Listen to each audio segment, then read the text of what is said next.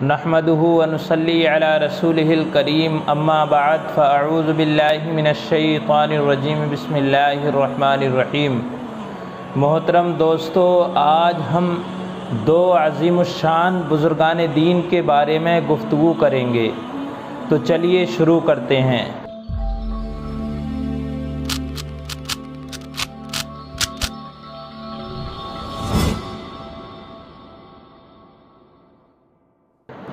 پہلے تو ہم ذکر کرتے ہیں حضرت جنید بغدادی رحمۃ اللہ علیہ کے بارے میں۔ حضرت جنید بغدادی دکان کیا کرتے تھے۔ ہر روز دکان میں جاتے اور پردہ اوپر کر کے 400 رکعت نماز نفل ادا کرتے۔ پھر 40 سال تک حضرت سری سقطی رحمۃ اللہ علیہ کے پاس تنہائی میں عبادت کرتے رہے۔ کم از کم 30 سال تک آپ عشاء کی نماز کے بعد کھڑے ہو جاتے اور اللہ اللہ کیا کرتے، اور اسی اثنا میں صبح ہو جاتی تھی اور اسی وضو سے صبح کی نماز پڑھتے رہے۔ حضرت داتا گنج بخش علی حجویری رحمۃ اللہ علیہ نے لکھا ہے کہ حضرت جنید بغدادی رحمۃ اللہ علیہ بڑھاپے میں بھی جوانوں جیسی عبادت کیا کرتے تھے اور نماز پڑھتے اور تمام وظائف دہرایا کرتے تھے۔ کسی نے آپ سے کہا کہ اب آپ ضعیف ہو گئے ہیں، لہذا اپنے اوراد و وظائف کو کم کر لیجئے۔ آپ نے فرمایا، ابتدائے سلوک میں سب کچھ انہی اوراد کی وجہ سے پایا۔ یہ بات محال ہے کہ سلوک کی انتہا میں ان تمام چیزوں کو چھوڑ دوں۔ اب بات کرتے ہیں حضرت زاہد بلخی رحمۃ اللہ علیہ کے بارے میں۔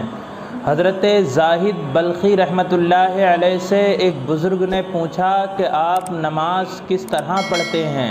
حضرت زاہد بلخی رحمۃ اللہ علیہ نے جواب میں فرمایا کہ جب نماز کا وقت آتا ہے تو میں اطمینان کے ساتھ وضو کرتا ہوں، پھر اس جگہ پہنچتا ہوں جہاں نماز پڑھی جاتی ہے اور نہایت اطمینان سے کھڑا ہوتا ہوں کہ گویا کعبہ میرے منہ کے سامنے ہے اور میرا پاؤں پل صراط پر ہے، اور گویا میری داہنی طرف جنت ہے اور بائیں طرف دوزخ ہے۔ موت کا فرشتہ میرے سر پر ہے اور میں یہ سمجھتا ہوں کہ یہ میری آخری نماز ہے، پھر شاید کوئی نماز میسر نہ ہو، اور میرے دل کی حالت کو اللہ ہی جانتا ہے۔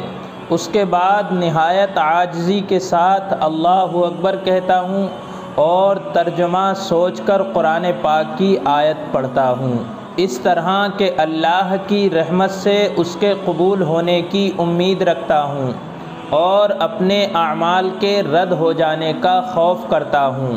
ان بزرگ نے پوچھا کہ کتنی مدت سے آپ اس طرح نماز پڑھتے ہیں؟ حضرت زاہد بلخی رحمۃ اللہ علیہ نے فرمایا کہ 30 برس سے۔